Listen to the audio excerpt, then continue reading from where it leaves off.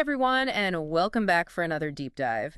Today we're heading over to Denmark. Ooh, Denmark. Yeah, to explore their ambitious leap into the world of AI supercomputing. I like it. We've got some excerpts from a really cool article. Okay. It's called Denmark's First AI Supercomputer Gefion, A Leap into the Future, and I am so excited to break it all down with you. Yeah, this should be good. So before we even get into like the specifics about this supercomputer, I think it's helpful to just define what we even mean by AI supercomputing for those who might be new to the concept. Right, because it's kind of a buzzword these days, so it's good to clarify. Totally. Yeah. So what are we talking about here? So basically, AI supercomputing is all about using incredibly powerful computers to perform tasks that typically require human-like intelligence. Right? So things like analyzing massive data sets, recognizing patterns, making predictions. Gotcha. All at speeds and scales far beyond human capability. Okay, that makes sense. So let's talk about this supercomputer Gefion. What can you tell us about it?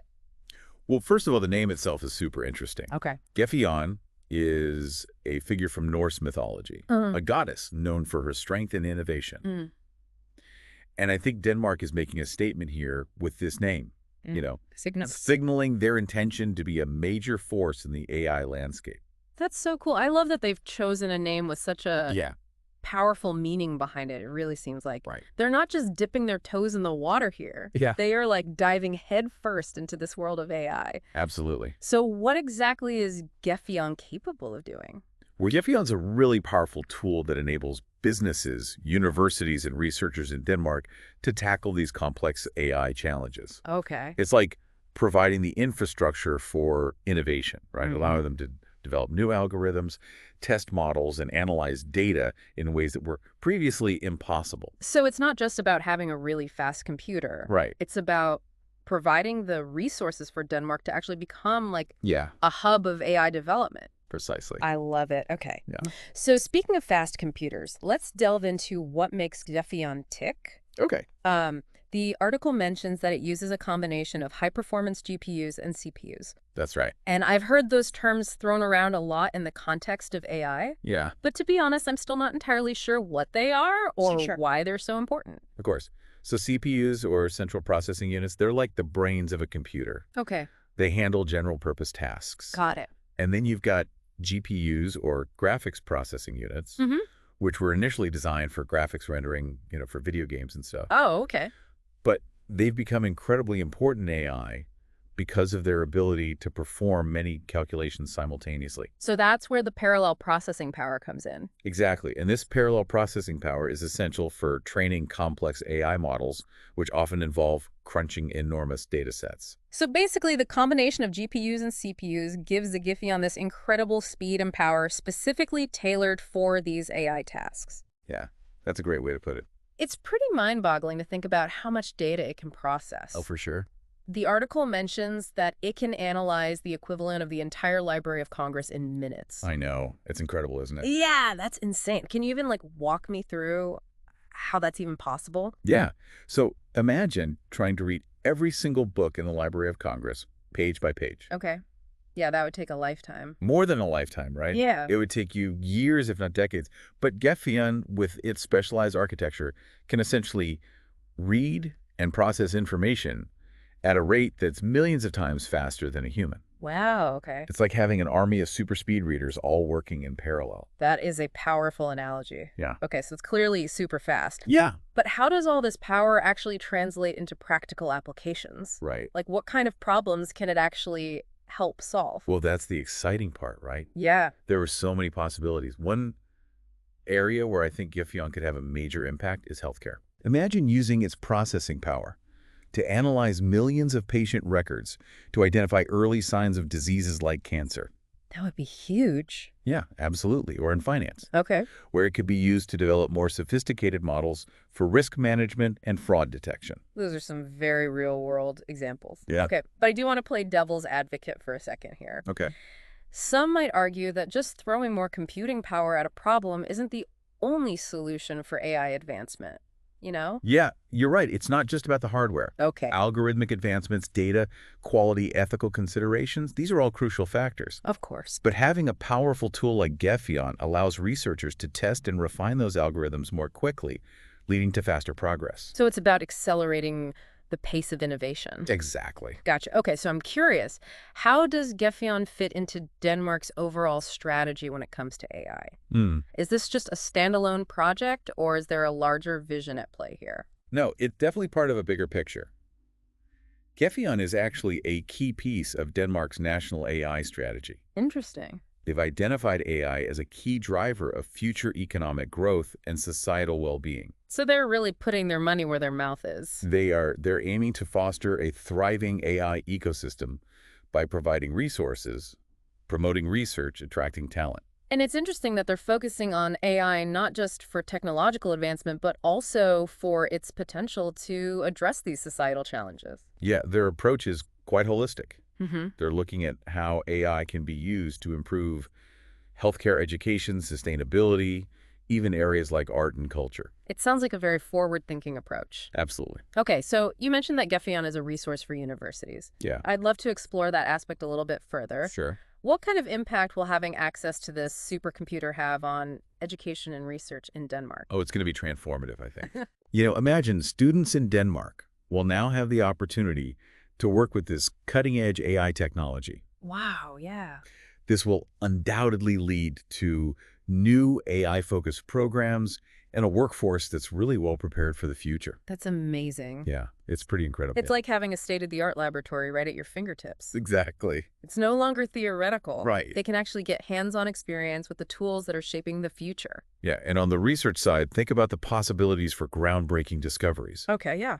Researchers can leverage Gefion to conduct these complex simulations, analyze vast data sets, and develop innovative solutions across various fields. This is incredible. I'm really excited to see what comes out of all of this. Yeah, me too. It's definitely a game changer. It really is. Yeah. It's really exciting to think about the ripple effect of this, not just within Denmark's borders, but on a global scale. Absolutely. Yeah. What kind of international collaborations or partnerships do you envision emerging as a result of this? Well, Denmark has already expressed a strong commitment to international collaboration in AI research and development. Okay. So I think Geffion could easily become a hub for researchers worldwide. That makes sense. Attracting top talent to work on these projects with global implications. Yeah, it's like a magnet for AI innovation. Exactly. And it's not just about Denmark becoming an AI powerhouse. Right. It's about fostering this global community of innovators. I love that. And that's a really inspiring vision. It is. So let's circle back to Gefion's impact on education. Okay. You mentioned the potential for new AI-focused programs. Yes. What might those actually look like? So imagine specialized programs in AI ethics, Okay. data science, even AI-driven creative fields. Wow. Students could have the opportunity to work on real-world projects using Gefion, gaining practical experience that would make them highly sought after in the job market. Yeah, that's a great point because it's one thing to learn about AI in theory, Right. but having access to a supercomputer like this takes it to a whole new level. It bridges that gap between academia and real-world applications. Absolutely. And it also creates this pipeline of talent for Denmark's growing AI industry. Okay. Companies will be eager to hire graduates with hands-on experience working with such advanced technology. So it sounds like a win-win situation both for students and for the Danish economy as a whole. Yeah, I think so. Now, are there any specific research projects or initiatives that are already in the works leveraging Gefion's capabilities? There are actually a number of exciting projects already underway. Oh, wow. Okay. Like what? Well, one team is using Gefion to develop AI-powered tools for early detection of Alzheimer's disease. That's amazing. Yeah, and another group is working on using AI to optimize wind energy production, making renewable energy sources even more efficient. These are such fantastic examples of how AI can be used to address some of the most pressing challenges facing our world. Yeah, definitely. It seems like Denmark is really taking a leadership role in demonstrating the positive potential of AI. I agree. They're showing that AI is not just about automation or replacing jobs, but about augmenting human capabilities and finding solutions to these complex problems. So speaking of complex problems, one area where AI holds immense promise is climate change. How could Gefion be used to contribute to the fight against climate change? One of the key challenges in climate science is the sheer complexity of the data involved. Right. And Gefion could be used to develop and run these highly sophisticated climate models that provide more accurate predictions. Okay. And help us understand the impact of various mitigation strategies. So it's about using AI to empower climate scientists with the tools they need to make more informed decisions. Exactly. And it could potentially help us find more effective ways to reduce emissions and adapt to this changing climate. Right. And it could also play a role in developing new technologies for renewable energy, carbon capture, and sustainable agriculture. It's exciting to think about the potential impact Geffion could have on such a wide range of fields. Yeah, it's pretty remarkable. But I do think it's important to acknowledge that there are legitimate concerns about the potential downsides of AI. Yeah, of course. As AI becomes more powerful, how do we ensure that it remains a force for good? That's the million-dollar question. Right. One of the key challenges is ensuring that AI systems are developed and deployed ethically. Okay. We need to be mindful of potential biases, ensure transparency in decision-making, and establish clear guidelines for responsible AI development. Those are all important considerations. Yeah. It's about striking that balance between fostering innovation and safeguarding against potential risks. Right. So do you think Denmark is taking these ethical concerns seriously? Yes, I do. They've established a national AI ethics council and are actively involved in international discussions on responsible AI development. That's good to hear. Yeah.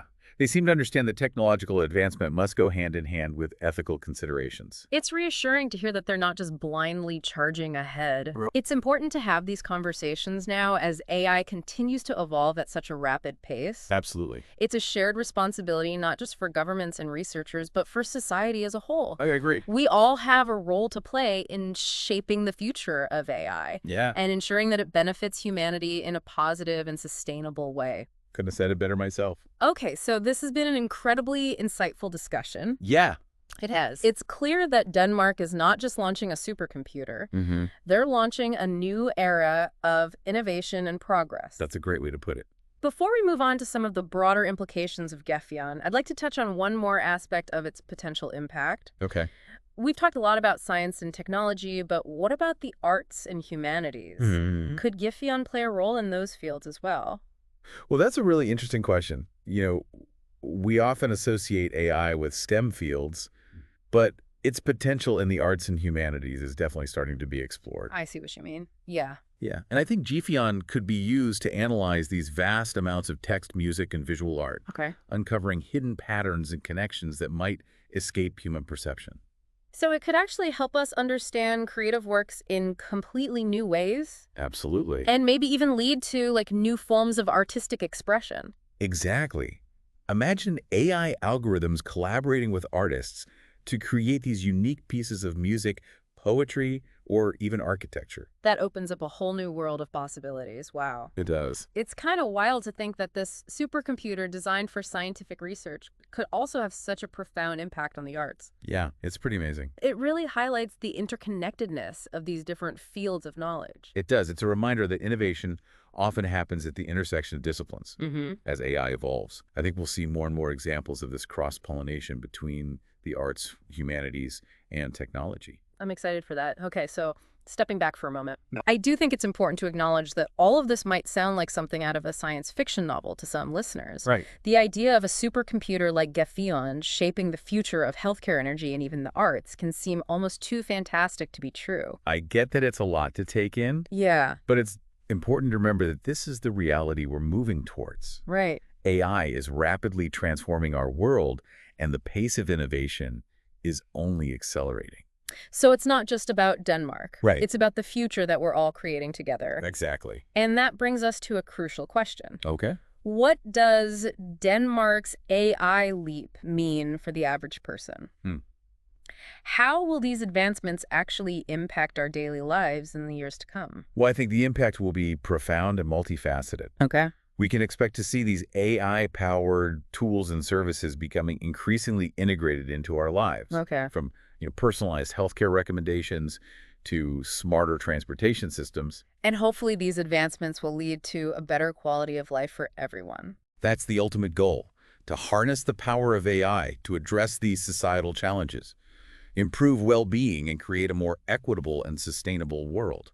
I love that vision. Okay, well, I think we've covered a lot of ground in this deep dive. Yeah. We've explored the capabilities of Gefion, its potential impact on various sectors, and its broader implications for the future of AI. Yeah, it's been a fascinating journey. It really has. Thank you so much for joining me today and sharing your expertise. My pleasure. It's always a delight to explore the frontiers of knowledge. And to all of you listening, thank you for joining us on this exploration of Denmark's AI leap. We hope it sparked your curiosity and given you a glimpse into the exciting possibilities that lie ahead. Remember, the future is not something that simply happens to us. It's something we create together. So stay informed, stay engaged.